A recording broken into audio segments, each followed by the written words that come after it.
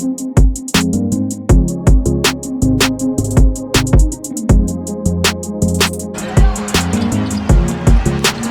with Draymond down the lane to lay it in. What is going on with Draymond Green?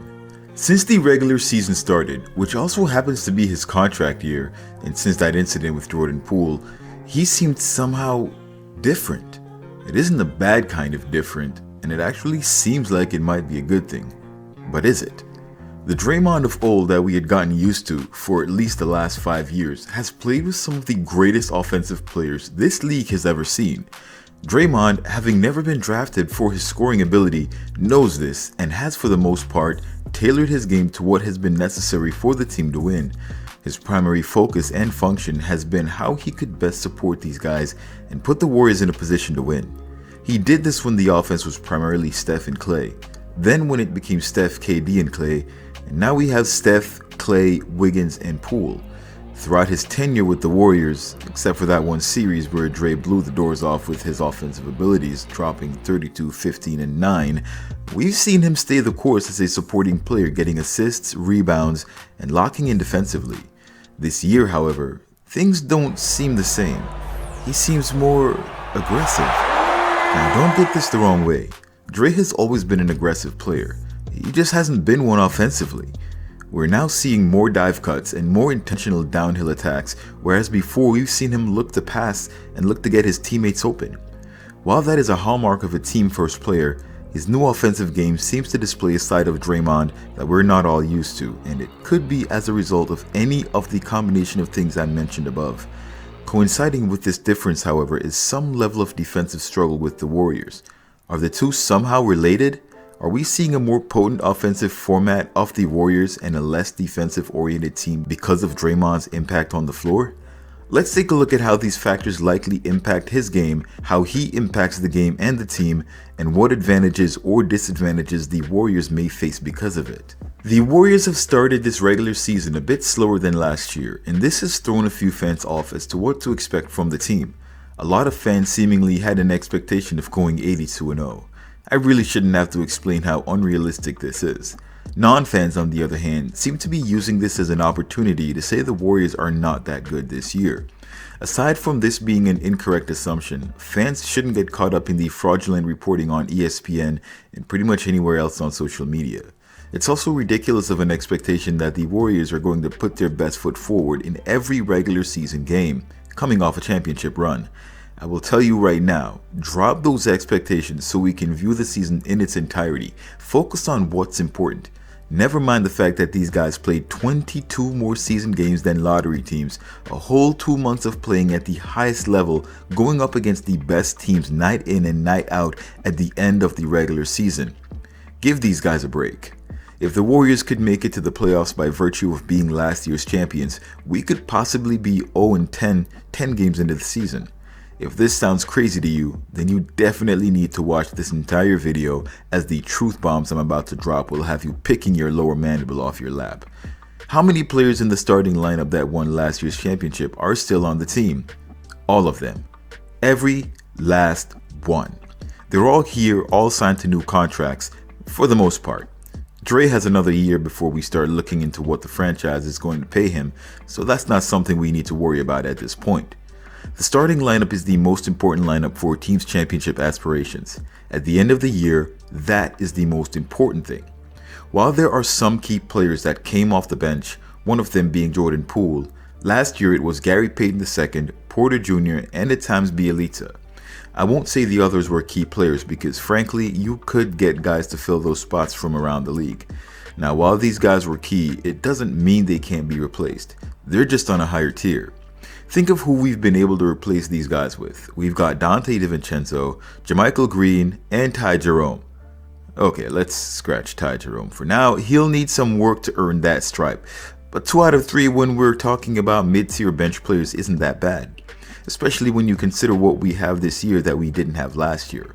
This includes a healthy James Wiseman, Jordan Poole, Jonathan Kuminga, and Moses Moody with championship level experience, a hungry Andrew Wiggins, and an even more motivated Draymond Green trying to surpass LeBron James in ring count. There are a lot of sub-stories remaining that I will have on each of these players, notably Moses Moody and the fact that this year he will be a critical element to a lot of games the Warriors are going to win, as well as last year's version of Jordan Poole with the help that he will provide off the bench. The Warriors have a team at least as good as last year without a doubt. Now what does this have to do with Draymond? Everything. Known as the Swiss Army knife for the Golden State Warriors, Draymond has recently injected some offense into his game. This is also the first season in 5 years that Draymond has averaged over 9 points a game. The last season Draymond averaged over 9 points was 2018, where he averaged 11, 8, and 6. As a matter of fact, last year he averaged a lucky number 7, 7, and 7, while this year he's putting up 10, 5, and 5. If you're going to try new things or switch things up a bit, the beginning of the regular season is the best time to do it. You get a lot more time to adjust and make up for any losses later on in the season. Steve Kerr already knows what he has, and so does Draymond. Ironing out the kinks and trying to figure out what you have in your back pocket when we get down the stretch is going to be very important. This will allow Steve Kerr to make late season or in-game adjustments as you learn what groups work well together and what skills players may be able to contribute outside of their traditional roles.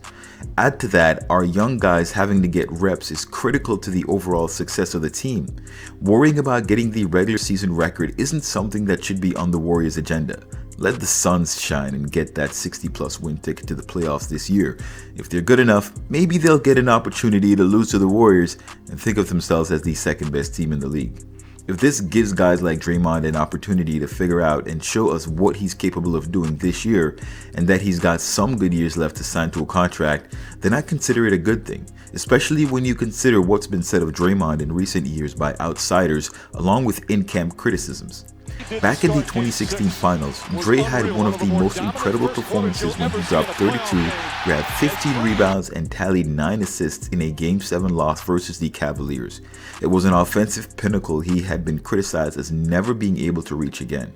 While he might not be able to get to the top of that totem pole in his remaining years as a Warrior, this doesn't mean that he's washed offensively. Draymond, prior to solidifying his role alongside Steph and Klay, was able to hold his own on the scoring end of the floor back in his early years with the franchise. As a matter of fact, his scoring improved year over year up until 2016 before falling off a little later on.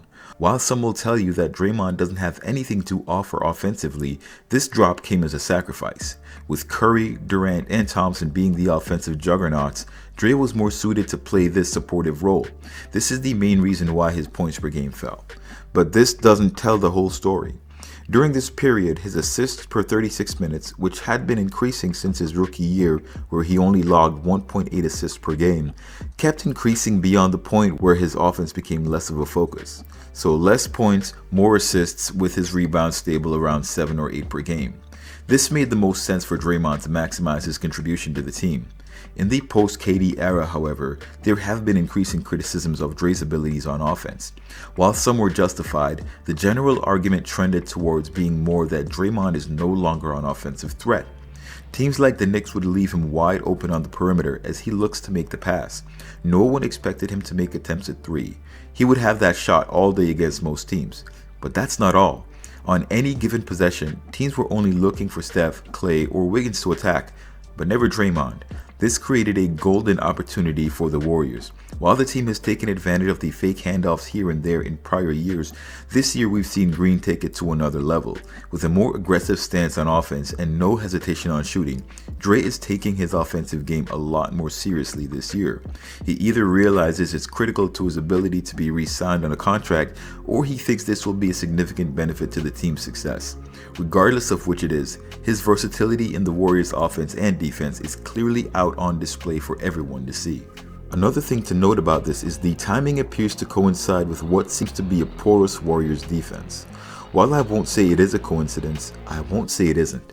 The fact is that there isn't any singular reason, as I've explained before, why the Warriors defense isn't immediately what it was last year. To start the season last year, the Warriors after their first 5 games had a 103.7 defensive rating compared to 115.1 this year. That's a difference of about 11 points, which is huge. Context here, however, is very important. The year prior saw the Warriors fall to the Grizzlies and didn't make it to the playoffs.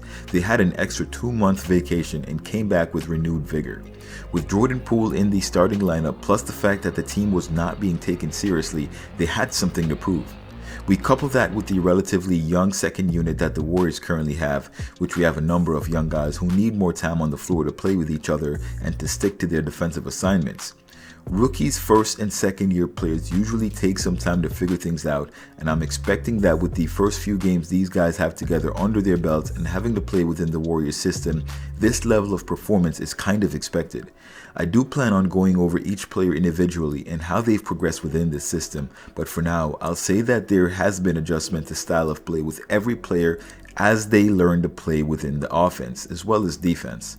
Poole took that step last year, but this year we see that development with Wiseman, Kuminga, and Moody. Poole has started out a bit tepid this season off the bench, but it's still too early to be concerned. Now, the impact of Draymond Green's focus on offense means, like it or not, his presence defensively will be impacted. This doesn't change the fact that he's currently the best defensive presence on the floor for the Warriors. Reason being, the team's defense seems to fall off a cliff when he's not on the floor.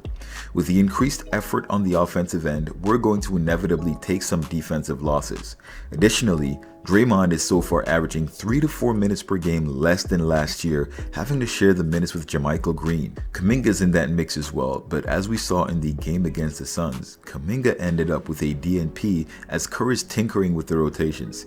If you've watched the entire video up to this point and nothing so far has made you feel better, have a look at the Boston Celtics defense so far this year. At 119.7, the Warriors look like stars by comparison. Their record up to this point is also identical with 3 wins and 2 losses. This is the only team that you could feasibly compare to the Warriors, as they've had just as lengthy of a season as Golden State last year.